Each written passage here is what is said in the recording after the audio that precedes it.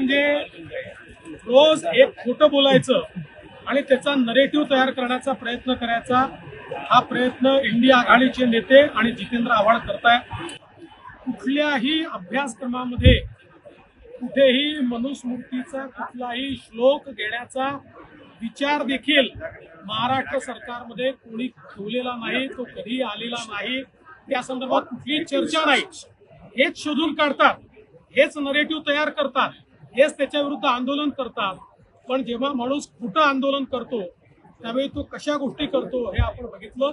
आणि आज या आंदोलनाच्या नादामध्ये, खोटेपणाच्या नादात त्यांनी चक्क भारतरत्न डॉक्टर बाबासाहेब आंबेडकरांचं फोटो फाडण्याचं काम हे त्या ठिकाणी केलंय, त्याचा आम्ही निषेध करतो। आणि ज्या प्रकारे भारतरत्न डॉक्टर बाबासाहेब आंबेडकरांचा अपमान त्यांनी केलेला आहे हे महाराष्ट्र सहन करणार नाही आणि या खोट्या लोकांचं खोटेपणा आम्ही उखापडतो।